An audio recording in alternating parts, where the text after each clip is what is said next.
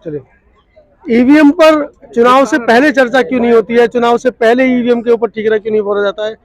5-5 राज्यों में हार गए हैं, तब चुनाव के वो आप चुनाव हारने के बाद सुपड़ा साफ हो गया तो आप ईवीएम को जिम्मेदार ठहरा रहे हैं? नहीं, हम लोग तो सामाजिक आंदोलन के लोग हैं जी। मुझे याद है कि कम से कम 2019 से हमारा जो संगठन है परिसंघ, उसके राष्ट्रीय अध्यक्ष डॉक्टर उदित राज जी लगातार इस मुद्दे को बड़े छोटे मंच पर उठाते रहे हैं। हमारा आप जितनी भी रैलियां 2019 दिसंबर में हमने रैली करी थी रामलीला मैदान में, फिर 22 में किया, 23 में किया, आप हमारी रैली के होर्डिंग पोस्टर उठा के देख लीजिए, हर कार्यक्रम में ईवीएम हमारा मुद्दा होता है। आक्रामक चुनाव से पहले नहीं होते? नहीं, हम सामाजिक आक्रामक चुनाव के बाद ही होते हैं। हम सामाजिक आंदोलन के तौर पर हम हमेशा ही ईवीएम को लेकर हमारा मानना रहा है। हमारा संगठन अखिल भारतीय परिसंघ, हमारे राष्ट्रीय नेता डॉक्टर उदित राज जी समेत तमाम पूरे देश के जितने भी अम्बेडकरवादी लोग हैं, संविधान पसंद लोग हैं, संविधान को प्रेम करने वाले लोग हैं, लोकतंत्र को प्रेम करने वाले लोग हैं, हम लोग मानते हैं कि ईवीएम एक बेईमान मशीन है।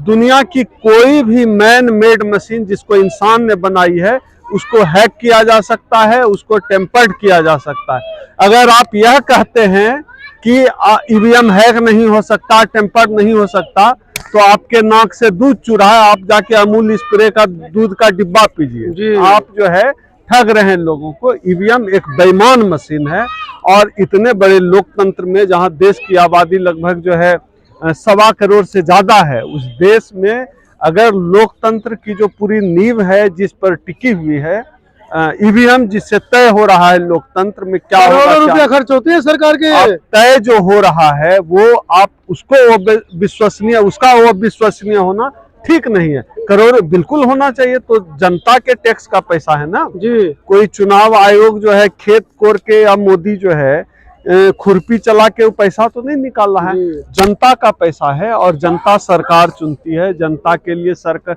चुनी हुई सरकार का काम होता है कि जनता के हित के लिए, जनता के मुद्दों पर काम करना।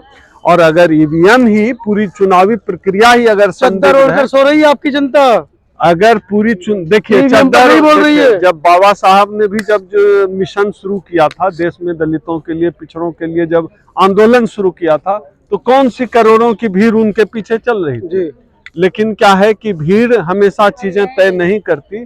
आप सोच कर देखिए 2014 में कितने लोग ईवीएम के खिलाफ थे, और आज अभी आप हमारा यह जो दिल्ली में हमने मीटिंग जो की है उदित राज जी की अध्यक्षता में, जो यह आज मीटिंग हुई है, आप देखिए सैकड़ों लोग, अभी भी मीटिंग खत्म होने के 1 घंटे बाद भी सैकड़ों लोग यहाँ पर हैं। बड़ी मीटिंग हुई और दिल्ली और आसपास के लोगों से, आसपास के जगहों से सैकड़ों लोग इस मीटिंग में आपने बुलाया, चर्चा हुई, घर जाके सो जाएंगे ना। ऐसा देखिए, अब क्या है कि एक प्रक्रिया है, यह एक प्रक्रिया है कि किसी भी कार्यक्रम के लिए, किसी संगठन के लिए कोई मोर्चा अगर बना है तो एक प्रक्रिया है कि 100 लोग आज की मीटिंग में आए, हो सकता है अगली मीटिंग में 80 लोग पुराने आए, 20 नए आ जाएं, या हो सकता है 80 ही लोग आए। यह प्रक्रिया है, ये तो संगठन आंदोलन के दिन दिखाई देते हैं, वैसे सड़कों पर नहीं दिखते। नहीं, आंदोलन तो करना पड़ेगा, आंदोलन होगा। यह जो आज जो यह बैठक हुई है और ईवीएम हटाओ मोर्चा का गठन हुआ है, जिसके राष्ट्रीय संयोजक डॉक्टर उदित राज जी पूर्व सांसद बनाए गए हैं।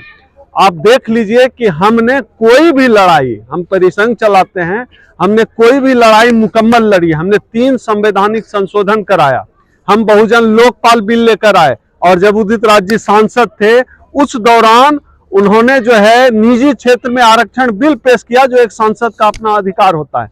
तो हमने हमेशा रिजल्ट दिया है। हम लड़ाई, अब हम ईवीएम के खिलाफ इस लड़ाई को अगर हमने अपने हाथों में लिया है, तो यह समाज यकीन करे, इस देश यह यकीन करे, इस लड़ाई को हम अंजाम पहुंचाए बिना छोड़ेंगे नहीं।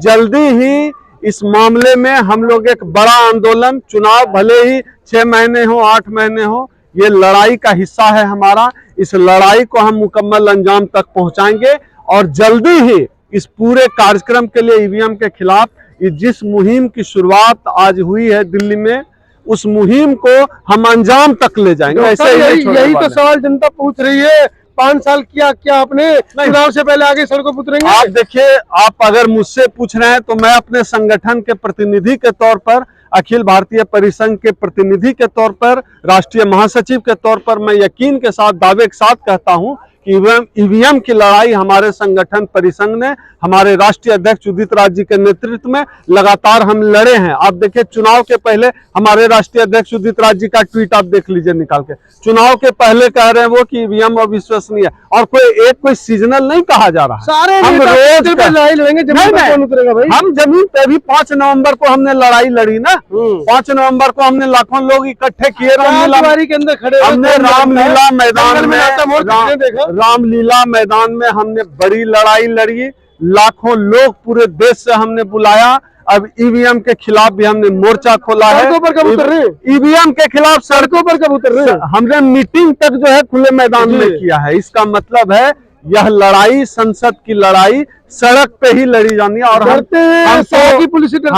हम तो सड़क की लड़ाई पर ही यकीन करने वाले लोग हैं। शाह की पुलिस से डरते तो मेरे ऊपर 26 FIR है। डरता कौन है इससे? डरने वाले लोग हम नहीं हैं, हम लड़ने वाले लोग हैं, वो और लोग होंगे। अकेले बीजेपी के सामने 100 पार्टी थी और अलग अलग मंच से वो अपने अपना चुनाव लड़ रहे थे, क्या ये जिम्मेदारी नहीं है? नहीं, राजनीतिक दलों का काम अपना है। हम बतौर अम्बेडकरवादी, संविधान प्रेमी, संविधानवादी लोग, बतौर अम्बेडकरवादी हम संगठन चलाते हैं।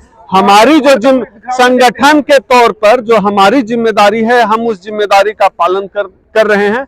हम लड़ने वाले लोग हैं, हार जीत अपनी जगह है। हमें बस इतना जरूर यकीन है, हम जब मरेंगे ना तब भी हमको यकीन इस बात की खुशी होगी हम लड़कर मर रहे हैं, तो हम लड़ने वाले। आज जो प्रेस कॉन्फ्रेंस हुई है, आपसे ये है कि यहाँ पे बहुत से संगठन के लोग आपने इकट्ठे किए, बहुत से लोग अपने अपने साथ 2-2, 4-4, 10-10 लोग लेके आए। कब तक इकट्ठे रहेंगे? कब ये छिटक के कूद के अलग अलग हो जाएंगे? कब किसको कोई पद नहीं मिला, किसी को कुछ नहीं मिला तो लोग कूद जाएंगे? देखिए क्या है, बाबा साहब ने कहा था संगठित हो, हम लोगों ने गलत समझ लिया, हम लोग संगठन बनाने लगे। लेकिन तमाम जो संगठन लड़ाई लड़ रहे हैं, किसी एक पॉइंट पे सबको इकट्ठा होना पड़ेगा। मुझे लगता है कि ईवीएम एक बहुत ही गंभीर मसला है। ईवीएम के सवाल पर तमाम लोगों को एकजुट हो जाना चाहिए, और आप लोगों के माध्यम से हमने आज बड़ी लड़ाई की मुहिम छेड़ी है।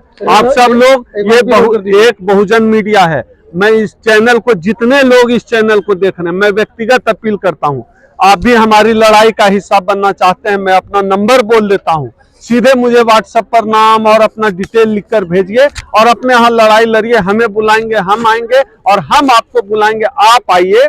और मेरा नंबर है 8789325595। और जो बात आप कह रहे थे कि निरंतरता की, यह लड़ाई सिर्फ हम छू कर जाने वाले नहीं हैं। आने वाले 24 को भी हम एक बड़ी मीटिंग, राष्ट्रीय कार्यकारिणी की मीटिंग यहीं MP क्लब में करने जा रहे हैं। ये एक पूरा एजेंडा, पूरा कार्यक्रम, हम बिखरे हुए काम नहीं करते। अगर हम इसी तरह टुकड़े टुकड़े में काम करते तो हम 3 संवैधानिक संशोधन नहीं ला पाते, हम बहुजन लोकपाल नहीं ला पाते। तो हम तैयारी से करते हैं काम। यह निरंतरता में ईवीएम के खिलाफ निरंतरता से लड़ाई लड़ी जाएगी। हम संविधान को बचाने के लिए प्रतिबद्ध हैं, हम लोकतंत्र को बचाने के लिए प्रतिबद्ध हैं। जिस लड़ाई की आज शुरुआत हुई है, इस लड़ाई को हम पूरे देश में ले जाएंगे। तो क्या लगता है आपको सफलता मिलेगी? बिल्कुल मिलेगी। सर मिलेगी। बाबा साहब डॉक्टर अंबेडकर जब लड़ाई लड़ रहे थे, पानी पीने की लड़ाई लड़ रहे थे, पानी हम लोग पी सकें, इसकी लड़ाई भी बाबा साहब ने लड़ी है। तो साहब, हमने तो पानी पीने का हक भी जो है लड़कर हासिल किया है।